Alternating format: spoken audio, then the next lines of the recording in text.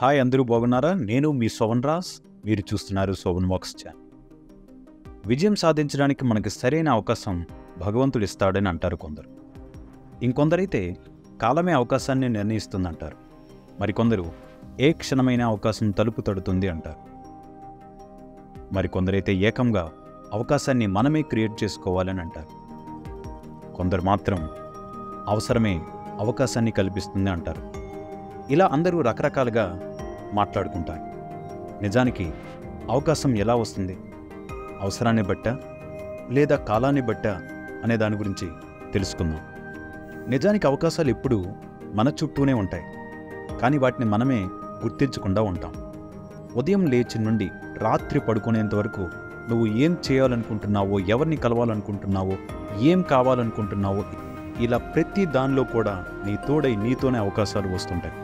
కాకపోతే వాటిని సరిగ్గా గుర్తించి దేనిని చూస్ చేసుకోవాలో తెలియని డైలమాలో ఉండిపోతాం.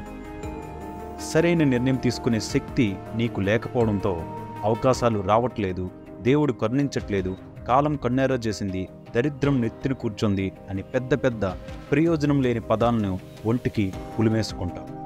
ఆ మాటల వలన కాస్త అయినా ప్రయోజనం లేదనే విషయాన్ని పూర్తిగా మరిచిపోతాం. కాలానికి కన్నెర చేయడం తప్ప వేరే పని లేదా? దేవుడికి కరుణ లేదనే విషయాన్ని నువ్వే తేల్చేస్తావా? నీ నెత్తిన తప్ప దరిద్రానికి కూర్చోవడానికి వేరే ప్లేసే లేదంటావా? మరి ఎందుకు అలా మాట్లాడుతావు? నీలో బలం పెరుగుతుందనా లేక ధైర్యం కలుగుతుందనా?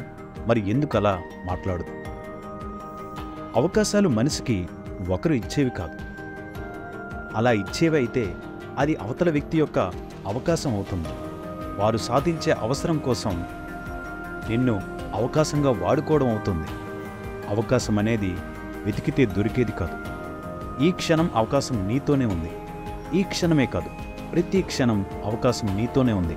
దానిని గుర్తించి సరైన నిర్ణయం తీసుకోవడంలోనే అసలైన అవకాశం దాగుంది. అవకాశాన్ని గుర్తించకపోగా అది పొందేంత వరకు నీలో సరైన సహనం లేకపోవడం, నిస్సహాయ స్థితిలో నిస్పృహలతో నిరాశతో కృంగిపోవడం, సాధించాలనుకునే దాని గురించి చింత లేకపోవడం, ఇవన్నీ అవకాశాల నుండి నిన్ను దూరంగా పెట్టేస్తున్నాయి. అవకాశాలను గుర్తించేలా ముందు చూపు ఉండాలి. గుర్తించిన అవకాశాలను నీకు అనువుగా మార్చుకునే నేర్పు ఉండాలి. అనుకూలంగా ఉన్న ఆ అవకాశాలన్నీ విజయాన్ని అందించేంత వరకు ఓర్పుతో ఉండాలి. అవకాశాన్ని అందిపుచ్చుకోవడం ఒక వంతైతే, అందిపుచ్చుకున్న అవకాశాన్ని సహనంతో విజయం వైపు తీసుకెళ్లడం మరో వంతు. ఒకతనికి పురాతన గ్రంథాలు చదవడం అంటే చాలా ఇష్టం. అతను ఒకరోజు చదివిన గ్రంథంలో గంగానది ఒడ్డున చాలా విలువైన రాళ్ళు ఉంటాయి అన్న విషయాన్ని చదివాడు.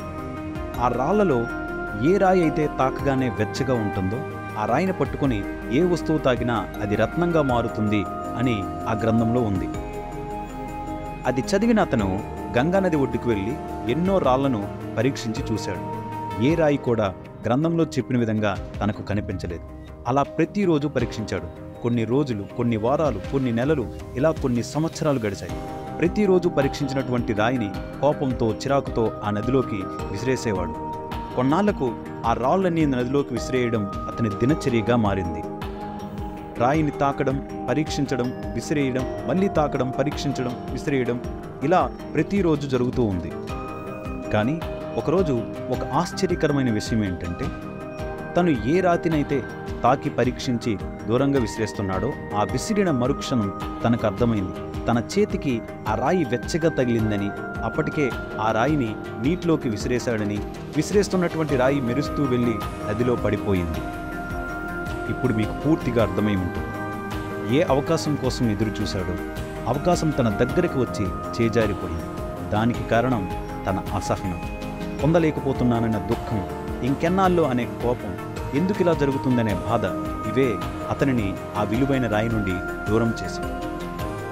సో మై డియర్ ఫ్రెండ్స్, మనం జీవితంలో ఏదైనా సాధించాలంటే మనకి ముందు ఉండవలసింది సహనం. మనకి ఎవరో ఏదో ఒక మాట అంటే సహనంతో అక్కడి నుండి వెళ్ళిపోదాం. మనకి అనుకోకుండా ఏదో ఆపద వస్తే సహనంతో అక్కడే ఉండి తట్టుకుందాం.